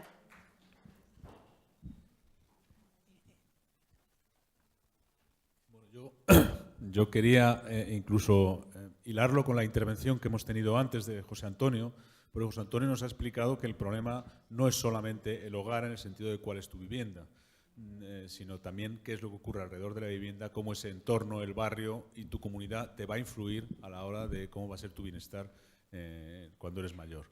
Por esa razón, creo que los modelos que nos ha traído Heitor, que son los modelos de autogestión y de autodiseño, son la referencia más clara para poder incluso entrar en los modelos de rediseño de las actuales viviendas. Es decir, cuando Agatángelo nos dice lo de las familias que viven ya en un sitio de mayores, el problema es que no conocen ninguna referencia de cómo gestionar la transformación de ese bloque, de hacer zonas comunitarias, de extraer nuevas zonas comunitarias o incluso ponerse de acuerdo en cómo arreglar las viviendas para sacar, yo que sé, habitaciones para estudiantes o lo que sea. Es decir, sí que los modelos autogestionados, ¿no?, son claramente la referencia que nos va a permitir tirar de toda la reforma del parque que tenemos, porque es verdad que habrá que construir nuevos inmuebles al principio, porque eso será lo más sencillo, pero el objetivo último será alcanzar esos modelos que decimos que ya se llaman de quinta generación, que es en realidad me he quedado en mi casa a vivir Y la manzana produce suficiente actividad comunitaria intergeneracional para que una persona mayor no tenga que desplazarse muy lejos para contar con servicios comunitarios y no estar sola y aislada. Luego, equiparar, digamos, la simple reforma de hogares sueltos con el apoyo a actividades comunitarias no son asuntos equiparables. Claramente, una cosa es una situación intermedia, una especie de parche, por así decirlo, pero el objeto claramente es que la gente iba integrada en sus comunidades, no solamente en un piso adaptado, y se han hecho grandes esfuerzos en eso, pero la gente puede seguir exactamente igual de aislada. Entonces, tengo la impresión de que cuando aparecen, además, los modelos de senior resort que nos ha traído el compañero danés, creo que tampoco están en la familia de lo que, desde luego, desde una administración es deseable. Si no hay intervención, si no hay participación de los vecinos, sabemos que las cuestiones del envejecimiento activo se resienten. Eso sí es verdad, que los senior resorts son mucho más fáciles de hacer. Un señor con dinero hace una promoción como la conocemos, y como me han dicho a mí algunos de estos promotores, yo luego allí no quiero ver ambulancias ni coches fúnebres. Quiero decir, están dirigidas para un modelo claramente muy inmobiliario, muy de venga usted aquí a divertirse, como si luego aquí no fuera a pasar nada, y si pasa algo, pues como que lo medio escondo y no sé qué. Yo creo que esos no son modelos que existen, pero no son exactamente los modelos más recomendables. Gracias. ¿Te puedes presentar? Perdón, yo soy Miguel Ángel Mira, soy arquitecto y soy el presidente de la Asociación Jubilares, que nos dedicamos, entre otras cosas, a que puedan existir comunidades autogestionadas de personas mayores. Muy bien, muchas gracias. I know Palle is busy, sé que Palle está ocupado, entonces voy a hacer una pregunta que yo tenía ganas de hacer. Why, Palle, do you think that we are so far away in the implementation of technologies in our houses in order to stay longer? We have been trying to find experiences, pilot experiences, and it was really difficult to see something already being done in these welfare technologies. Nobody's using them. Is it because we are not so trained in technology? Why do you think you have an idea of what that could be? I think, not thinking, I know, there are many countries that have started already implementing welfare technology where they're doing pilots, and I know for sure Holland is one of them, and Denmark is another country. They have also started some after the Holland started.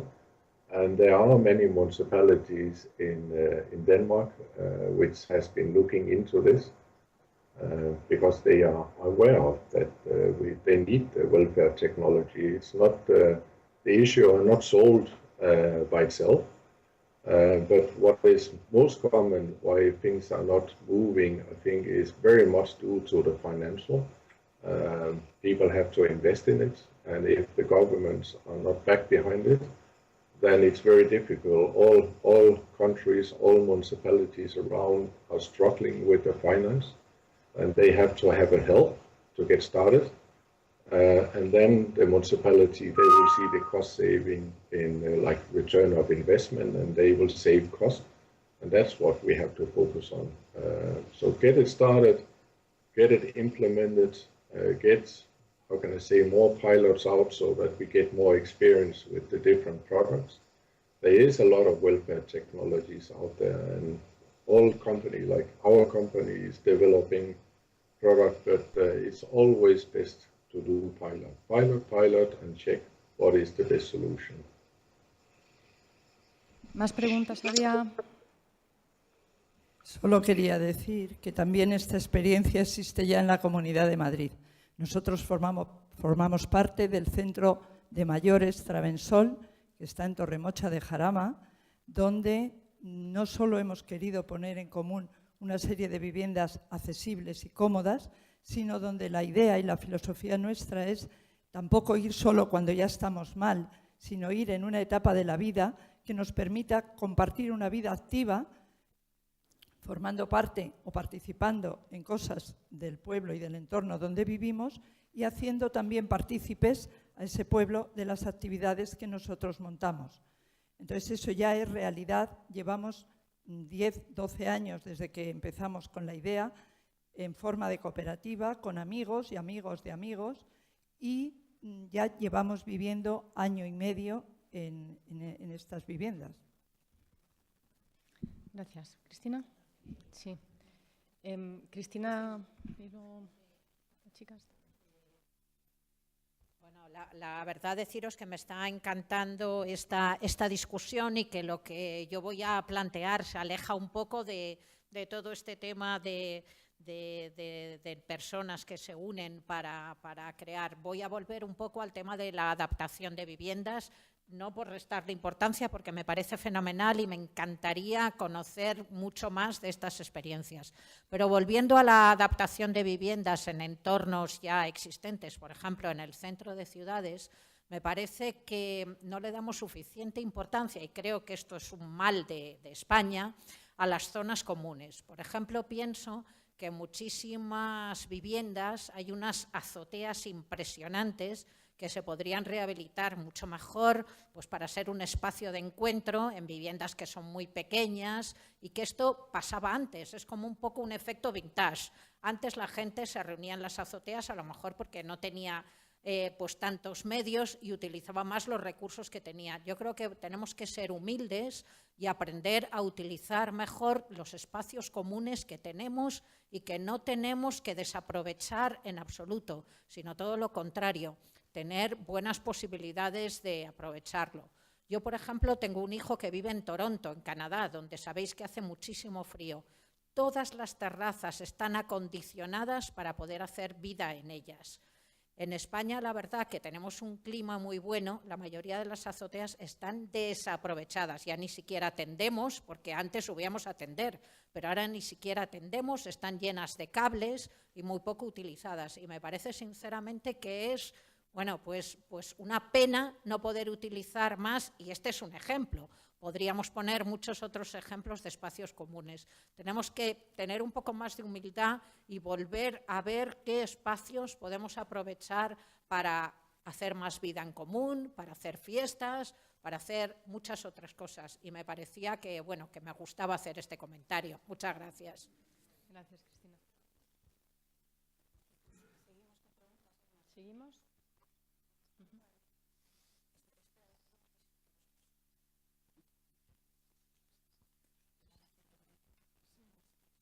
Hola. Yo quería hacer una pregunta al señor Simpson, especialmente porque me llama mucho la atención los ejemplos que ha puesto tan espectaculares de las decisiones que toman personas mayores para vivir su vejez, ¿no? En el caso de Europa, de la Costa del Sol, no solo la Costa del Sol, sino toda la costa mediterránea, sorprende, y me gustaría encontrar que él me dé una explicación de por qué ese movimiento migratorio que contradice algunas de las cosas que se están diciendo aquí. Es decir, no solamente ocurre en España, tengo amigos franceses que me dicen que también hay un cierto movimiento migratorio de personas mayores desde el norte de Francia a la costa mediterránea, ¿no? Al menos al principio de esos movimientos y en gran parte de esas zonas no existen los mismos servicios públicos suecos o daneses o alemanes o holandeses, son muy inferiores. El sistema sanitario, bueno, vamos a decir que sea al menos parecido, desconozco cómo es el sistema sanitario danés o sueco. Desde el punto de vista social hay unos hándicaps idiomáticos, culturales, se está lejos de la familia y aún así las personas mayores toman la decisión de cumplir su sueño utópico, y es vivir en el país de las vacaciones, ¿no? Si lo he entendido, es decir, pesa mucho más el clima, la posibilidad de estar todo el día al aire libre, poder pasearse y disfrutar de la playa, que otras consideraciones que me parecían muy importantes para la vejez. Eso me sorprende, me gustaría que si alguien de los que están aquí podría profundizar sobre eso. Luego también me sorprende la cuestión de la soledad de las personas mayores, ¿no? Creo que la siguiente generación va a tener una ventaja, y es los medios de las nuevas tecnologías, ¿no? Me llama la atención lo de las caravanas norteamericanas, pero los mayores del futuro no tendrán esa soledad que tienen ahora las personas mayores. Creo que todos serán usuarios potentes de Internet y eso les conecta no solo a su familia, podemos hablar con nietos a través de Skype, pero todos estamos conectados con Facebook, pertenecemos a redes sociales, a organizaciones, y eso creo que es una ventaja enorme que socializa a las personas mayores sin tener que salir de su casa. No sé si también es una desventaja, ¿no? Pero de entrada parece una ventaja que no se comenta aquí. Parece que solo se puede hacer comunidad saliendo de casa, cuando ahora mismo se está demostrando que la gente empieza a tener unas redes sociales incluso muy superiores desde el ordenador de su casa. Solamente eso, gracias. Antes de responder a esta pregunta, quería decir adiós a Palle. Thank you very much, Palle. We hope to see you again around here. Thank you very much, and I wish you all a nice continue on your conference. I think I have one partner by you right now, Monster, and I'm sure she will be happy also to support if there's any question. Thank you very much. Take care all. Bye-bye.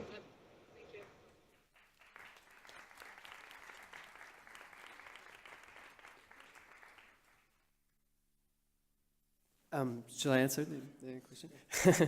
I think it's a very good question, and I think that in my work, let's say my background, of course, is as an architect and urbanist, not as an ethnographer or anthropologist. But of course, my work is in some ways drawn on the work of ethnographers who have been working in the field in Costa del Sol, and that has been quite interesting. And of course, they give someone, for example, like Karen O'Reilly, who's done a lot of work in Costa del Sol, largely looking at the British residents there. She talks, of course, about the dimensions of the role of the climate, also the idea of the personal history of generations who experienced their own holidays during their middle age and youth in Spain, as, let's say, the kind of charter holiday market expanded, as this kind of holiday industry expanded on the coast of Spain. So, of course, this is connected to a kind of personal biography or a kind of career of leisure time.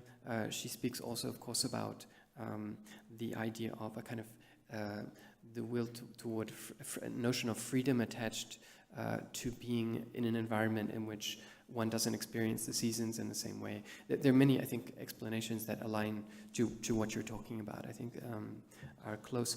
Of course, you know, it's very much possible to challenge or question this vision for society and this vision for how one should live during one's retirement. I think this, for me, before I went there and before I talked to many people, for me, I was much more puzzled about it, but of course, understanding the work of O'Reilly, and when I was there, I was actually quite, let's say, it gave me quite an impression from people I spoke to about their desire to be there, not only in terms of how they were really finding quality in their life, also in terms of personal health.